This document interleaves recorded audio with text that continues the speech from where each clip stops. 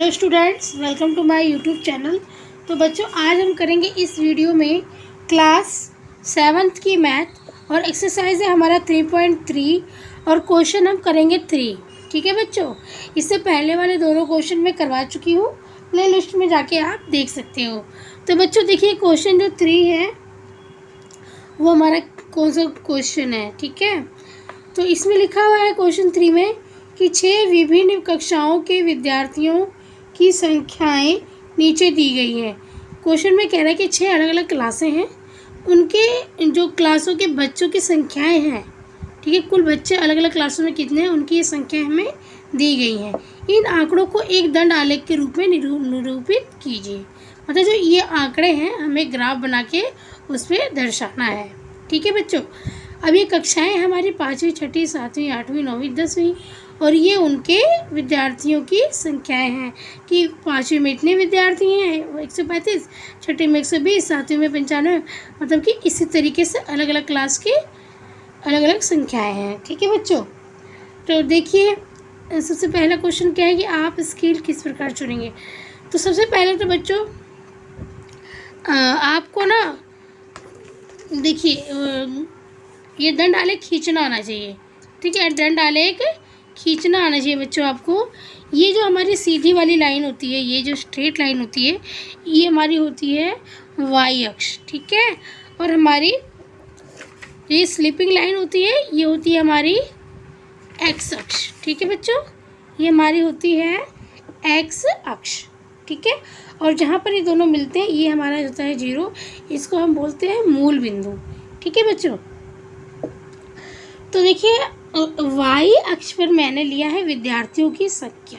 जो वाई अक्ष है मेरा, उस पर मैंने लिया है विद्यार्थियों की संख्याएं। ठीक है, मैंने लिखा है विद्यार्थियों की संख्याएं।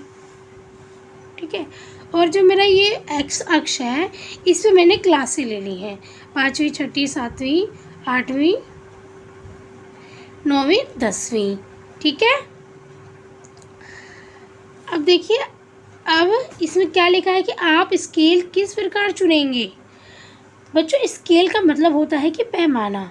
ठीक है, तो इसके लिए बच्चों हम सबसे पहले क्या करते हैं कि सबसे जो हमें ये दिए गए हैं आंकड़े दिए गए हैं, इनमें हम सबसे छोटी संख्या को और सबसे बड़ी संख्या को हम देखते हैं।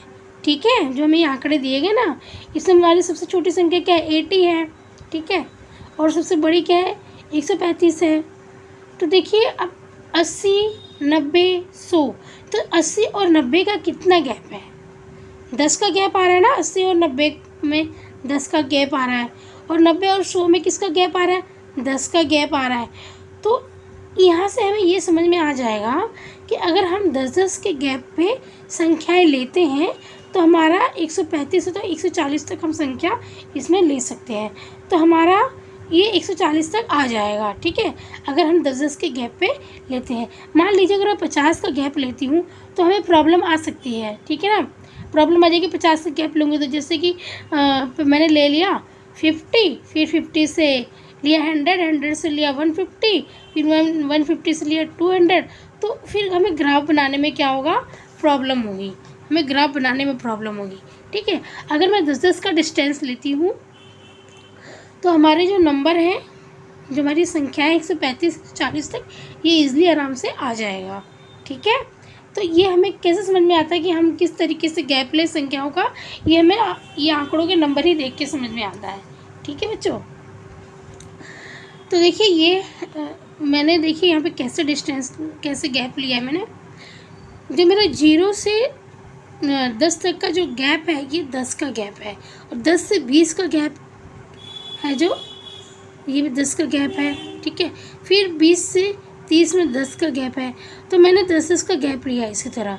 ठीक है, तो 0 से 10, 20, 30, 40, 50, 60, 70 इसी तरीके से मैंने लिया गैप। 10-10 के गैप पे मेरा 140 तक ये आ गया है। ठीक है बच्चों, अब देखिए हमें पाँचवीं कक्षा में जो बच्चों की संख्याएं दी गई हैं वो 135 दी गई हैं, है ना, 135 दी गई हैं। तो मैं क्या करूँगी, 135 पहले 130 बेटा 100 मैंने 130 देखा और 130 के थोड़ा ऊपर जाएंगे हम तो हमारा 135 होगा, है ना। 130 के थोड़ा ऊपर जाएंगे तो 135 होगा हमारा।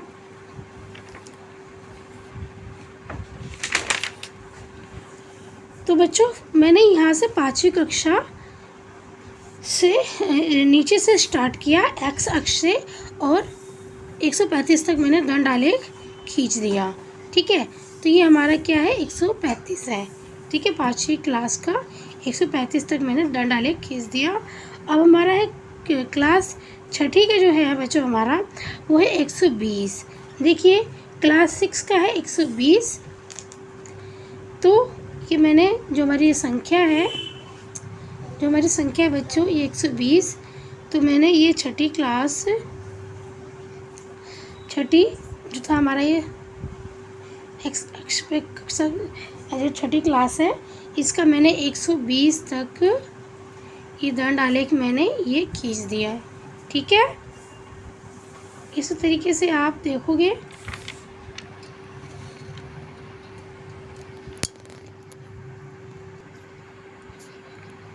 तो बच्चों अब हम क्लास 7वीं का देखेंगे। 7वीं का जो हमें दंड आलेख खींचना है वो हमें खींचना है 95 तक।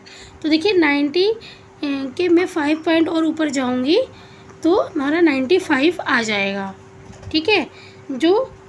ये जो 7वीं का जो दंड आलेख है ये 95 तक है और ये 120 तक है 6ठी का, ठीक है।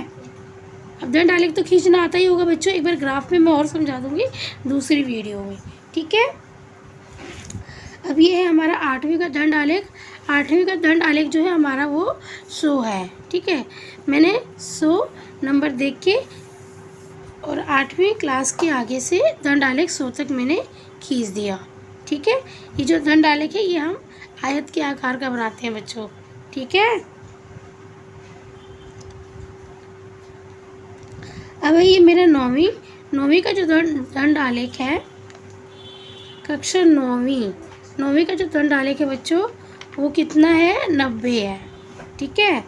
जो 9वीं का ये दंड आलेख है ये है 90, ये मेरा 90 है। यहाँ तक इसके बराबर में आके मैंने 90 तक दंड आलेख खींच दिया, ठीक है। 90 संख्या 90 लेकर, ठीक है, संख्या 90 के बराबर तक। ये कक्षा 9वीं का दंड आलेख है। अब कक्षा 10वीं का जो दंड आलेख है ये कक्षा 10वीं है। 10वीं का दंड आलेख जो है वो 80 तक है। ये हमारा 80 है और 80 के सेम बराबर तक ये मैंने दंड आलेख खींच दिया। तो बच्चों ये था हमारा दंड आलेख, ठीक है। अब देखिए क्वेश्चन में क्या बोला है, क्वेश्चन है आप स्केल किस प्रकार चुनेंगे। तो बच्चों जो हमने इसमें स्केल चुना है वो हमने 10-10 का ये गैप लेकर चुना है, ठीक है ना। हमने 10-10 का गैप लेकर चुना है और संख्याएं विद्यार्थियों की संख्याएं को देखते हुए, ठीक है। अब क्वेश्चन है निम्नलिखित प्रश्नों के उत्तर दीजिए। किस कक्षा में विद्यार्थियों की संख्या अधिकतम है, किस कक्षा में न्यूनतम है। तो बच्चों ये तो आप यहाँ से भी बता सकते हो कि किस कक्षा में विद्यार्थियों की संख्या अधिकतम है। तो देखिए बच्चों 5वीं में जो है वो बच्चों की संख्या अधिकतम है और न्यूनतम किस में है, न्यूनतम है 10वीं में, ठीक है। और आप दंड आलेख से भी देख के बता सकते हो, जो भी दंड आलेख सबसे ऊपर तक है 135 है 5वीं का, ठीक है। तो ये सबसे अधिकतम है बच्चों की संख्या और न्यूनतम जो सबसे छोटा दंड आलेख होगा वो न्यूनतम होगा 10वीं क्लास का, ठीक है बच्चों। अब जो हमारा थर्ड क्वेश्चन है वो क्या है, सेकंड क्वेश्चन है कक्षा 6 के विद्यार्थियों की संख्या का 8 के विद्यार्थियों की संख्या से अनुपात ज्ञात कीजिए। तो बच्चों देखिए हमें अनुपात हम कैसे ज्ञात करते हैं। कक्षा 6 के जो विद्यार्थी हैं वो 120 हैं और कक्षा जो 8 के विद्यार्थी हैं वो 100 है ना, वो 100 हैं।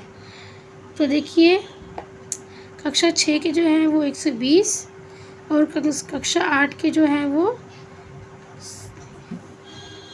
कितने हैं, 100 हैं, वो 100 हैं, ठीक है ना। तो हम यहाँ पे लिख देंगे, देखिए 120 बटे में 100 है ना, 120 बटे में 100 लिख दिया बच्चों मैंने। 120 बटे में 100, एक जीरो से एक जीरो कट गया, 2 छिक 12 और 2 पंजे 10, 2 छिक 12 और 2 पंजे 10, ये हमारा क्या आ गया, 6 बटे 5 आ गया। तो इसको हम 6:5 लिख सकते हैं। ठीक है, तो क्वेश्चन में क्या बोला था कि कक्षा 6 के विद्यार्थियों की संख्या का 8 के विद्यार्थियों की संख्या का अनुपात ज्ञात कीजिए। तो हमने अनुपात ज्ञात कर लिया बच्चों, 6:5 है। ठीक है, तो बच्चों ये था हमारा क्वेश्चन 3 का दंड आलेख। ठीक है, क्वेश्चन 3 का दंड आलेख था। क्वेश्चन 3 बच्चों ये कंप्लीट हो गया है। अब मैं नेक्स्ट वीडियो में क्वेश्चन 4 कराऊंगी। ठीक है, अगर वीडियो अच्छी लगी तो प्लीज़ लाइक ज़रूर कीजिए वीडियो को। आपका एक लाइक हमें बहुत मोटिवेट करता है आगे और वीडियोज़ बनाने के लिए। ठीक है, और अगर चैनल पर नए हैं तो प्लीज़ सब्सक्राइब करके बेल आइकन पर प्रेस कर लीजिए ताकि ऐसी ही वीडियो आपको मिलती रहे।